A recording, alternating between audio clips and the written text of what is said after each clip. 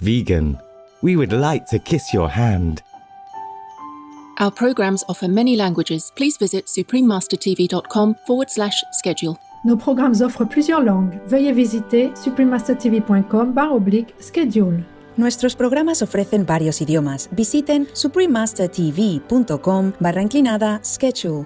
我们的节目提供多种语言，请看 suprememastertv.com/schedule。I cannot teach you how to pray in words.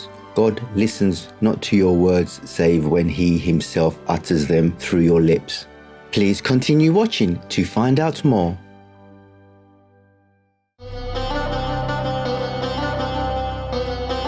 Assalamu alaikum means peace be upon you in Arabic. My name is Noura.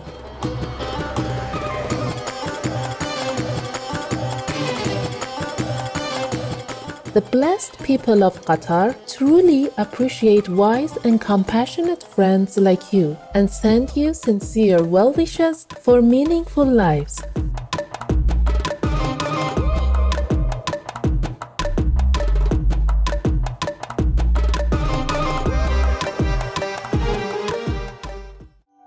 Born in 1883, Kahlil Gibran was an enlightened Lebanese philosopher, author, poet, artist, and mystic who immigrated to the United States when he was young. As a writer, he inspired a transformation in Arabic literature with his simple and direct style, as well as his choice of highly relatable themes. Perhaps surprisingly, some of his best-known works were written in English and achieved popular acclaim among many American readers. Published in 1923, The Prophet became Kahlil Gibran's most famous work. This book, comprised of 26 poetic essays, was begun while he was still a youth in Lebanon. The Prophet made Kahlil Gibran one of the best-selling poets in the world. Its inspirational words have been quoted in various books and are still cited widely today for their uplifting wisdom and clarity. In a 1991 lecture given in Taiwan, also known as Formosa, Supreme Master Ching Hai read passages from the Prophet and revealed that Kahlil Gibran was not only a gifted poet but also an enlightened master. 他是一位名是从阿拉伯过来美国的，他写得很漂亮他的文笔非常美，他把我们要讲的东西集中起来。然后表达非常明白，小话不过多义啦，很漂亮。他走了以前他徒弟们就合起来问他一些最后的问题不过这个人好像他很懂了，很开悟徒弟当然不多，不过很开悟。Today, we would like to share with you the following essays from The Prophet by Kahlil Gibran. Prayer. Then a priestess said, "Speak to us of prayer." And he answered, saying, "You pray in your distress and in your need. Would that you might pray also in the fullness of your joy and in your days of abundance.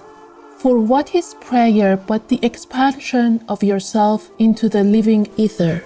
And if it is for your comfort to pour your darkness into space, it is also for your delight to pour forth the dawning of your heart. And if you cannot but weep when your soul summons you to prayer, she should spur you again and yet again, though weeping, until you shall come laughing. When you pray, you rise to meet in the air those who are praying at that very hour, and whom, save in prayer, you may not meet. Therefore, let your visit to that temple invisible be for nothing but ecstasy and sweet communion. For if you should enter the temple for no other purpose than asking, you shall not receive. And if you should enter into it to humble yourself, you shall not be lifted. Or even if you should enter into it to beg for the good of others, you shall not be heard. It is enough that you enter the temple invisible. I cannot teach you how to pray in words. God listens not to your words, save when He Himself utters them through your lips. And I cannot teach you the prayer of the seas and the forests and the mountains. But you who are born of the mountains and the forests and the seas can find their prayer in your heart. And if you but listen in the stillness of the night, you shall hear them saying in silence, Our God, who art our winged self, it is thy will in us that willeth. It is thy desire in us that desireth. It is thy urge in us that would turn our nights, which are thine, into days which are thine also. We cannot ask thee for anything else, for thou know our needs before they are born in us. Thou art our need, and in giving us more of thyself, thou give us all.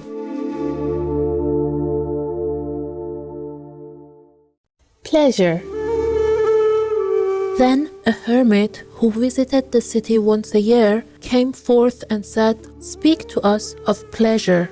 And he answered, saying, Pleasure is a freedom song, but it is not freedom. It is the blossoming of your desires, but it is not their fruit. It is a depth calling unto a height, but it is not the deep nor the high. It is the cage taking wing, but it is not space encompassed. Aye, in very truth, pleasure is a freedom song, and I gladly would have you sing it with fullness of heart. Yet I would not have you lose your hearts in the singing. Some of your youth seek pleasure as if it were all, and they are judged and rebuked. I would not judge nor rebuke them. I would have them seek, for they shall find pleasure, but not her alone. 7 are her sisters, and the least of them is more beautiful than pleasure. Have you not heard of the man who was digging in the earth for roots and found a treasure? And some of your elders remember pleasures with regret, like wrongs committed in drunkenness. But regret is the beclouding of the mind and not its chastisement. They should remember their pleasures with gratitude, as they would the harvest of a summer. Yet, if it comforts them to regret, let them be comforted. And there are among you those who are neither young to seek nor old to remember. And in their fear of seeking and remembering, they shun all pleasures, lest they neglect the Spirit or offend against it. But even in their foregoing is their pleasure. And thus they too find a treasure, though they dig for roots with quivering hands. But tell me, who is he that can offend the Spirit?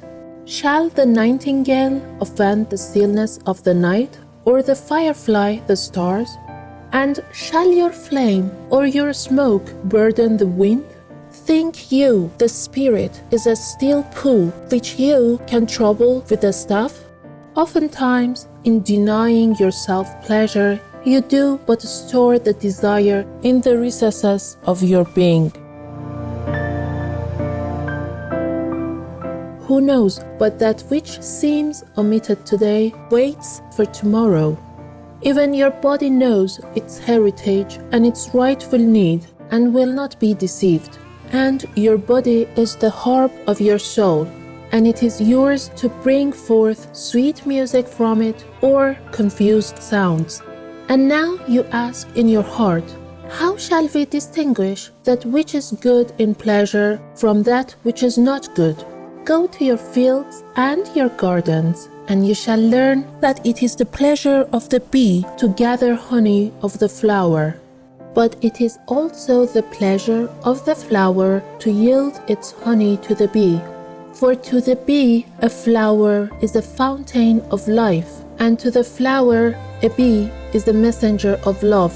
And to both bee and flower, the giving and the receiving of pleasure is a need and an ecstasy. People of Orphalese, be in your pleasures like the flowers and the bees. Jubilant viewers, we appreciate your lovely company for today's Words of Wisdom. Please tune in tomorrow for part 2 of this program. Coming up next is The Real Love, a musical that unites hearts, part 16 of a multi-part series right after noteworthy news. May the marvels of the world remind you of our steadfast and ever-present connection with Allah. Our programs offer many languages. Please visit suprememastertv.com/schedule and suprememastertv.com/WOW. Vegan, you are our man.